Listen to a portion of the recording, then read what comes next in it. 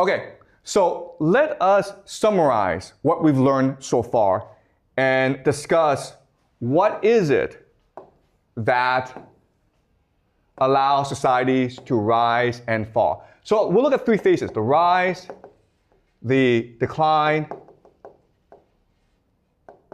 and the collapse. Okay, so when I mean decline, I don't mean like things are getting worse. I mean things aren't improving, okay? So rise is when things get better, decline is when things are stagnant or getting slightly worse, collapse is when society is about to fall apart, okay? So if you look at these three particular phases of society, there are different characteristics. When society rises, it is first and foremost open. Open just means that you have opportunities for social mobility in the society.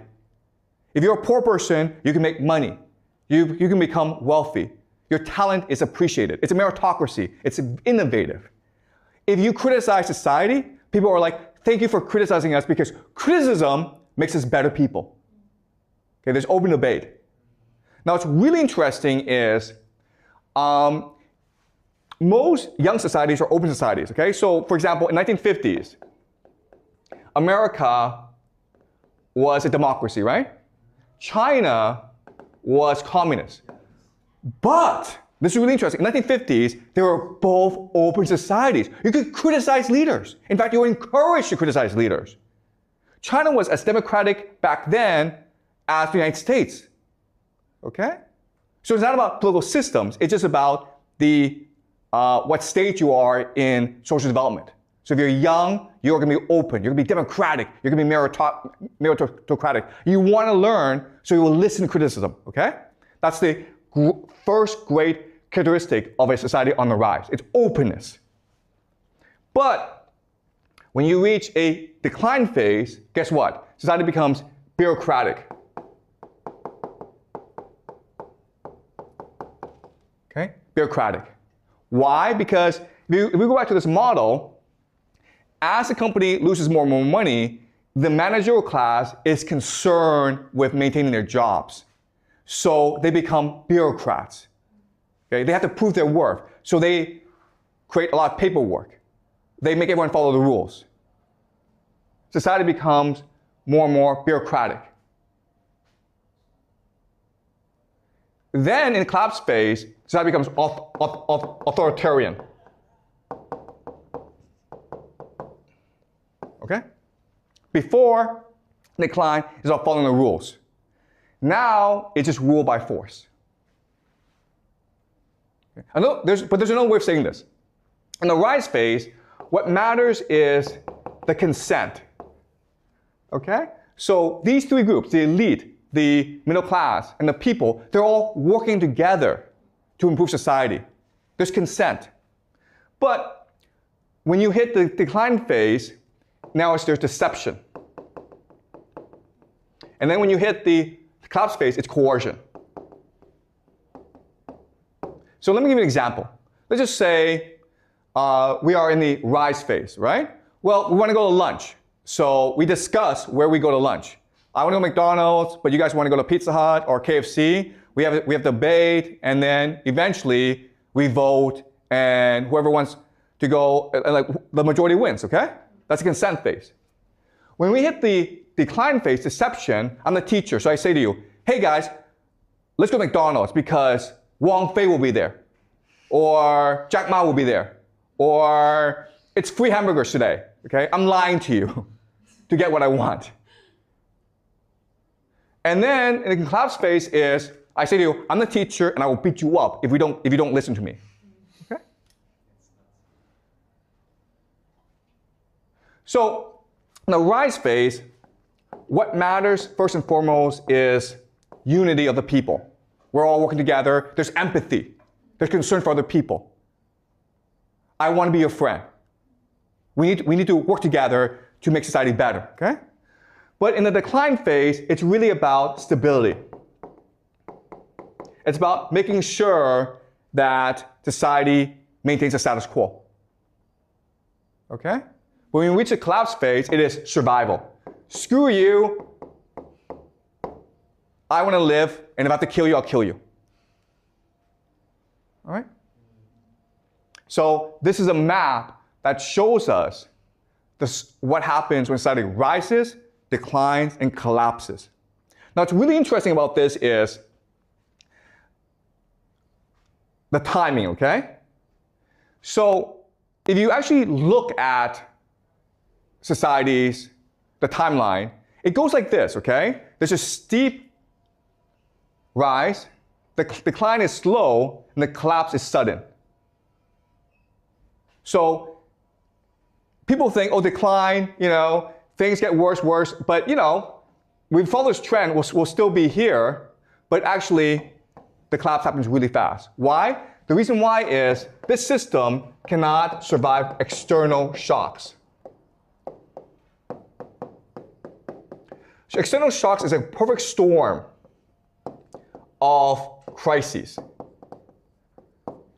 So another way of saying this is, maybe society prepares for, okay, if there's a plague, we'll do this.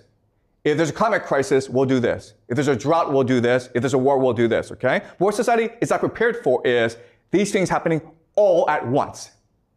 The plague, the drought, war, revolution, they all happen at once. It's a perfect storm. And that's what leads to the collapse, because society is not prepared for this. Okay? And why is society not prepared for this? Because when you hit the authoritarian phase, you're not allowed to criticize the system anymore. The problem are those who speak out. The problem is those who point out the problems of society. In the rise phase, those who criticize society are the heroes. They are appreciated. They are rewarded. In the collapse phase, those who speak out are the enemies of society. And therefore, society cannot be prepared for any external threats, which leads to its collapse. Any questions? Okay, so this is the analytical model that we're working with. And again, we're going to apply it to the present, and then we're going to apply it to the past. Okay? So with this analytical model, what we can do is make certain predictions about the future. So I will make these predictions.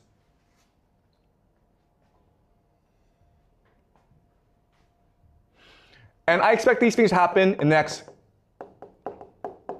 5 to 10 years. 5 to 10 years. Or 10 to 20 years. Okay, I don't know the time frame, okay? But I expect these things to happen. Okay, the first thing that's going to happen in the Western world is decline of democracy and freedom. So remember, in the rise phase, society is democratic and open and meritocratic. But as you move on, it becomes more bureaucratic and ultimately authoritarian, okay? So we will see the United States, Europe become much more authoritarian. You will see a collapse of democracy and freedom in these nations. And already we're seeing this happen in the United States, where Trump is using more and more military to resolve issues. Right? So that's the first prediction. And this is going to happen throughout the Western world. Second thing is economic collapse. So as people have less and less right to speak up, they feel less invested in the system, they're less willing to work. Therefore, you have economic collapse. People don't believe in the system anymore. Okay, the system is in crisis.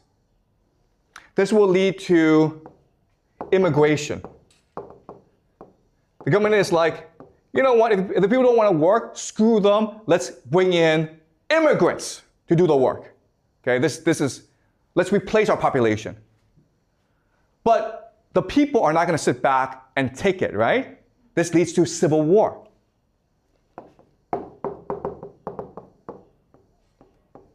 People are not killing each other on the streets.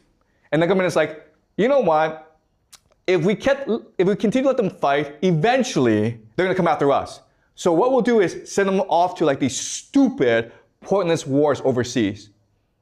Okay? So now you have stupid wars. Stupid foreign wars.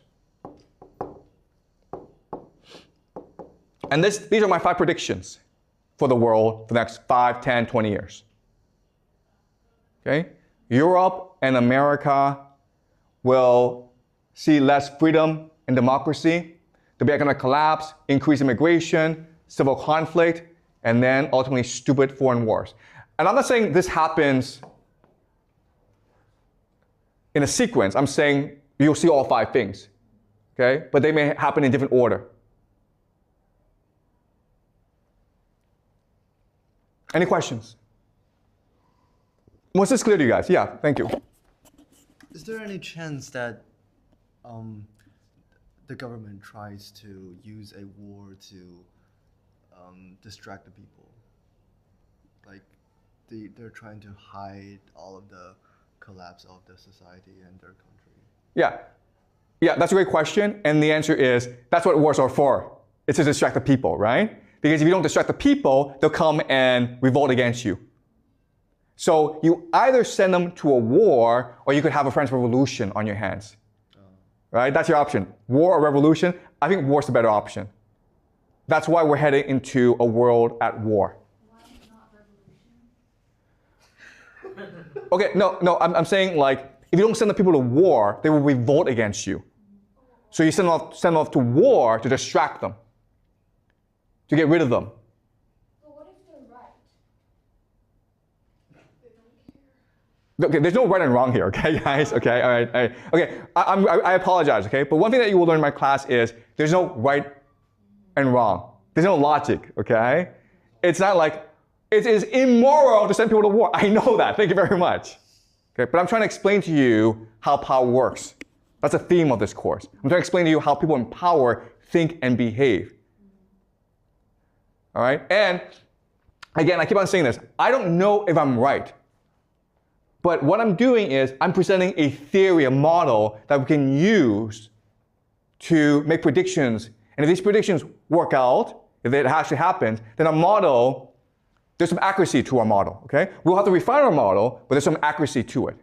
But hey, if tomorrow Trump, Putin, Xi all get together and says, let's be best friends, then I'm wrong, right? Okay? So that's what we're trying to do in this class. We're not trying to argue what is right, what is wrong, what is just, because quite honestly, it doesn't matter, right? Morality doesn't matter here. It's about power. We're trying to understand how the world works. And if we do that, then maybe we can work together and build a more just world. But first we need to figure out how the world really, really works. Okay? Any more questions?